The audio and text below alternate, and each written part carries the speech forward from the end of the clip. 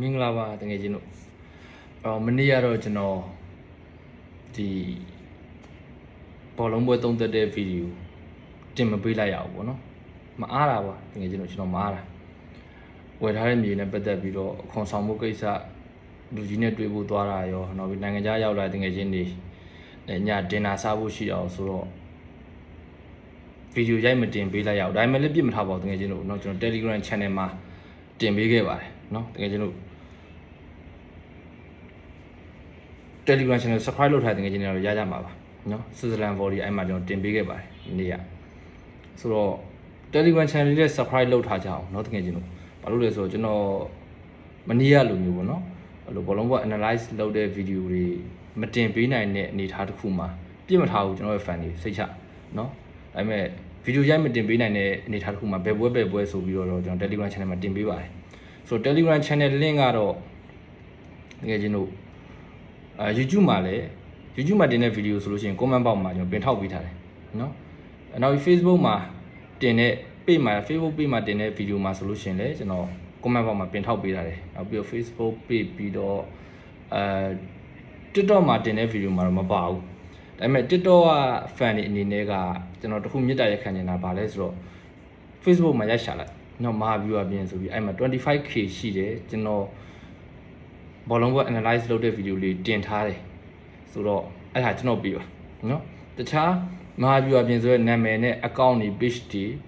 တွေ့ခဲ့သည်ရှိတော့လူလင်လို့သာတတ်မှတ်ပါနော်ဘာကြောင့်လဲဆိုတော့ကျွန်တော် image သုံးပြီးတော့လိမ်စားဖို့ကြိုးစားနေတဲ့သူတွေဆိုတော့သူတို့တွေကတော့ follower လည်းအင်မတန်နေပါတယ်နော်ကျွန်တော် page ကတော့ follower 25k ရှိတယ်ဆိုတော့တကယ်ကျွန်တော်အနေနဲ့ Facebook မှာမဟာ viewer ပြင်ဆိုရိုက်ရှာလိုက်လို့အဲ့မှာ 25k ရှိတယ်ဘောလုံးပွဲ analyze video လေးတင်ထားတယ်ဆိုရင်အဲကျွန်တော်ရဲ့ page ပါအဲ့ရဲ့ page မှာတင်ထားတဲ့ video တိုင်းရဲ့ comment box မှာကျွန်တော် Telegram channel လေးနေချပေးထားပါတယ်เนาะဆိုတော့ join လိုက်ပေါ့เนาะတကယ်ကျွန်တော်TikTok မှာကျတော့ channel link ချပြီးလို့ရှင်ချက်ချင်းတန်း join လို့မရလို့ကျွန်တော်ချမှပေးတာเนาะအခု policy ကလည်းတော်နေတင်းကျပ်လို့အားကြောင့်เนาะဆိုတော့မနေ့ကတော့တနေ့ကခံမှန်းတာလွဲပြီးမယ်လို့မနေ့ကတော့ Switzerland Volley ရကြပါတယ်เนาะဆိုတော့ဒီညမှာလည်းကျွန်တော်ရဲ့ fan တွေအတွက်လုံးဝစောတင်စောလိုက်တဲ့ပွဲလေးတစ်ပွဲရွေးချယ်ပေးခြင်းလို့ဒီဗီဒီယိုလေးကိုရိုက်တင်ပေးလိုက်တာเนาะတကယ်လို့ဆိုတော့ပေါ်လုံးပွဲတွေကတော့ပွင့်နေပြောမယ်ဆိုတော့ခံမှန်းလို့တော့ကောင်းသွားပြီတကယ်ချင်းလို့ပြောမယ်ဆိုလို့ရှိရင်ကျွန်တော်တို့တကယ်ချင်းတို့ရဲ့ခြေစမ်းပွဲကို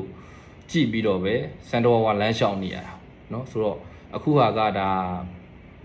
အုပ်စုဒုတိယပွဲစဉ်ဖြစ်လာပြီဆိုတဲ့ခါကျတော့ပထမကြော့ကိုရွေးချယ်တဲ့ပထမကြော့နိုင်ထားသလားပထမကြော့မှာတော့တည်ကြထားသလားရှုံးထားသလားနောက်ထပ်ဒီအုပ်စုမှာအကောင်းဆုံးတင်းတွေကဘယ်တင်းတွေလဲဆိုတော့အုပ်စုပိုမဟုတ်တော့မှအုပ်စုပထမမဟုတ်တော့မှအုပ်စုဒုတိယဖြစ်အောင်ဘယ်ပွဲတွေကိုအနိုင်ခံပြီးတော့ဘယ်ပွဲမှာအင်အားချွေတာမလဲဒါအကုန်လုံးချိန်ဆလို့ရသွားပြီเนาะတကယ်ကြီးဆိုတော့ကမ္ဘာဖလားအစားလောက်ရွေးချယ်ရမခက်တော့ဘူးလို့ယူဆပါတယ်ကျွန်တော်ရဲ့ fan တွေကိုလည်းเนาะဒါပေမဲ့ဘာပဲဖြစ်ဖြစ်ကျွန်တော်ထုံးစံတိုင်းပွင့်လင်းလင်းပြောတာ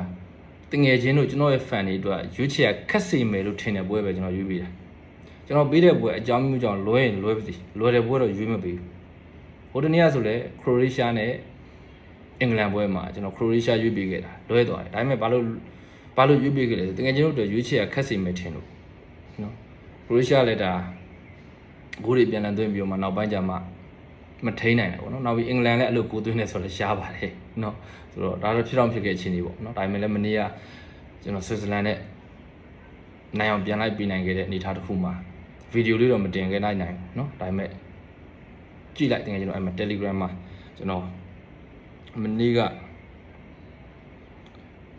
9:58မှာတင်ပေးထားတယ်နောက်တစ်ခါကျွန်တော် Okay အဲ့တော့ဒီညအတွက်ကျွန်တော်ရဲ့ fan တွေစောတင်စောလိုက်တဲ့ပွဲလေးတစ်ပွဲရွေးချယ်ပေးခဲ့မယ်နော်ဆိုတော့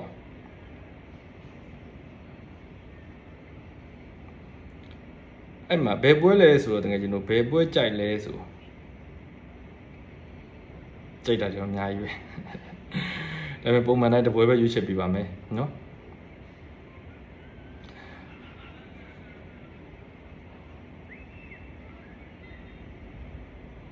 အဲ့မှာတကယ်ကျွန်တော်မော်ရိုကိုနဲ့စကော့တလန်ပွဲနော်မော်ရိုကိုနဲ့စကော့တလန်ပွဲမှာတကယ်ကျွန်တော်ကတော့မော်ရိုကိုကြိုက်တယ်။ဘာကြောင့်လဲ ဆိုတော့ခြေစွမ်းလဲတာတယ်လူစင်လဲတာတယ်ကစားပုံကစားကွက်အဖက်ဖက်ကတာတယ်ဒါရင်ပဲလားဆိုမဟုတ်သေးဘူးတကယ်ကြီးတို့ဖိအားလဲတာတယ်ဘာလို့ဖိအားလဲတာတယ်လို့ပြောရလဲဆိုတော့မော်ရိုကိုနေနဲ့အစမှာဘရာဇီးနဲ့တွေ့ထားတော့တမတ်ပဲရတယ်တကယ်ကြီးတို့ဆိုတဲ့ခါကျတော့ကျွန်တော်ကတော့ဒီညစကော့တလန်နဲ့အတွေ့မှာမော်ရိုကိုအနေနဲ့အနိုင်ခံသွားမယ်လို့ယူဆပါတယ်။ဘာကြောင့်လဲမေးစရာရှိပါတယ်။စကော့တလန်ကမော်ရိုကိုတော့မကောင်းဘူးလေဟုတ်တယ်မလား။နောက်ပြီးတော့စကော့တလန်ဆက်ဆာချင်းမှာကလေးကဆက်ဆာချင်းပွဲမှာကအဲ့မှာနိုင်ပြီးတော့မှရမှတ်သုံးမှတ်ရထားတဲ့အတွက်ကျွန်တော်ကတော့ဒီညမော်ရိုကိုကြိုက်တယ်ဒီအုပ်စုကလည်းခံတော့ခံမှန်းတာပေါ့တကယ်ကျွန်တော်နော်ဒီအုပ်စုမှာဆိုလို့ရှိရင်လည်းကျွန်တော်မော်ရိုကိုအုပ်စုပထမမဟုတ်တော့မှဒုတိယနဲ့တော့နောက်တစ်ဆင့်တက်မယ်လို့ယူဆပါတယ်တတိယနေရာကိုတော့ကျွန်တော်စကော့တလန်ပဲပေးလိုက်မယ်နော်ဆိုတော့စကော့တလန်လက်ရှိ3မှတ်ရပြီဒီညမော်ရိုကိုနဲ့ပွဲမှာမော်ရိုကိုနိုင်လိုက်မယ်ဆိုတော့မော်ရိုကိုက4မှတ်ဖြစ်မယ်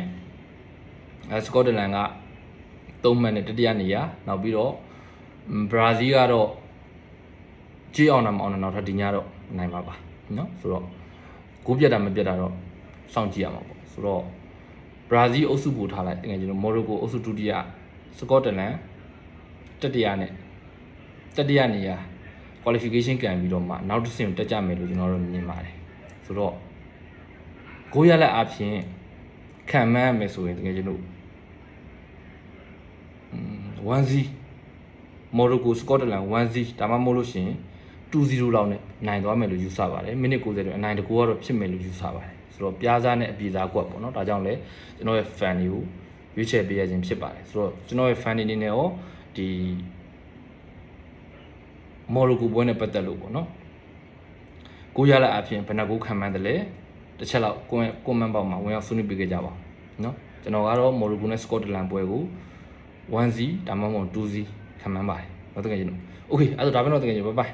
နောက်မှတွေ့ကြတာပေါ့နော်ကျွန်တော်ဒီလိုဗီဒီယိုလေးတွေရိုက်မှတင်ပြခဲ့သည်ရှိတော့ကျွန်တော် Telegram channel မှာပုံမှန်တိုင်းတရက်ကိုတစ်ပွဲတော့တင်ပေးပါမယ်ရွေးချယ်ပေးပါမယ်ဟုတ်တယ်ကဲကြီး